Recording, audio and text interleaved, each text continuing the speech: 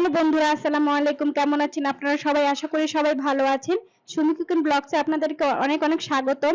আজকে আমি আপনাদের সাথে শেয়ার করব মজাদার একদম সহজ ভাবে সামার ড্রিঙ্ক রেসিপি, যেটা কিনা একদম ইজি। আপনারা বানিয়ে খেলে অবশ্যই বুঝতে পারবেন। আর তাছাড়া এই সামার ড্রিঙ্ক রেসিপিটা আমিও ফার্স্ট বানাচ্ছি, কেমন হবে জানি না, তবে অবশ্যই ভালো হবে। তো দেখেই বুঝতে পারছেন যে অনেকটা সুন্দর হয়েছে, জুসি হয়েছে। অবশ্যই আপনারা বানিয়ে ট্রাই করবেন।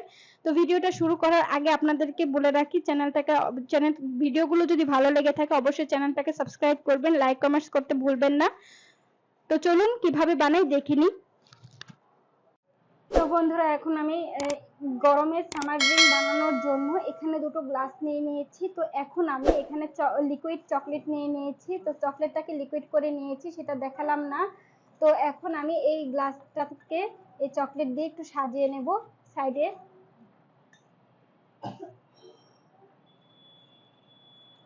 এই ডেকোরেশনটা আমি করে নিচ্ছি।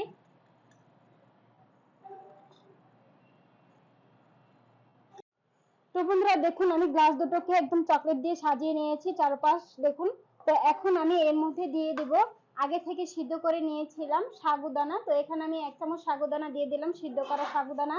তো সাগুদানা সিদ্ধ করতে হয় কিভাবে আপনি কম বেশি সবাই জানেন।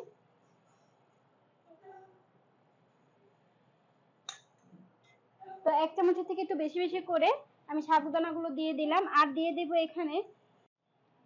দেব এখানে আগে থেকে জেলো বানিয়ে নিয়েছিলাম, রেড কালার জেলো। তো 2 কাপ পানিতে আগার আগার দিয়ে এবং চিনি দিয়ে এই জেলোটা বানিয়ে নিয়েছি।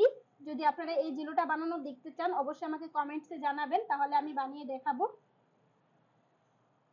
তো এরপর দিয়ে দেব এখানে কিছুটা আইস কুচি, বরফ কুচি দিয়ে দিলাম এটার মধ্যে দু টুকরো করে।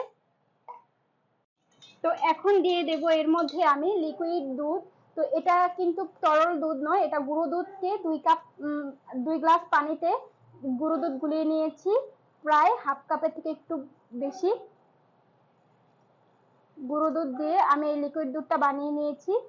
তো এখন এই দুধটাকে দিয়ে দিলাম। এই দুধটা দেওয়া হয়ে গেলে এখন আমি এর মধ্যে 1 চামচ করে চিনি অ্যাড করব। তো আমি এখানে 1 চামচ এবং ওই গ্লাসে 1 চামচ, এই 2 চামচ চিনি দিয়ে ভালোভাবে একটু নেড়ে নেব। চিনিটাকে জাস্ট একটু নেড়ে দিতে হবে যাতে করে এটা মিশে যায়। তো দেখুন আমি এখানে আর দুইটা তিনটা জেলো দিয়ে দিচ্ছি। তো জেলোগুলো এখন ভাসবে না।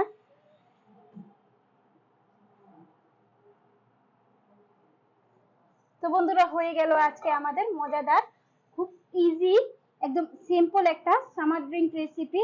প্রচন্ড গরমে এরকম ঠান্ডা ঠান্ডা সামার ড্রিঙ্ক বানিয়ে খুব সহজে খেতে পারে এবং অতিথি আপ্যায়ন করতে পারে। তো একদম ইজি ভাবে দেখানোর চেষ্টা করেছি যাতে করে সবাই আপনারা এরকম ভাবে সামার ড্রিঙ্ক বানিয়ে খেতে পারেন এবং অতিথি আপ্যায়ন করতে পারেন। তো আজকের মতন এই পর্যন্ত বিদায়। পরবর্তী ভিডিও আজ পর্যন্ত ভালো থাকুন, সুস্থ থাকুন। আল্লাহ হাফেজ।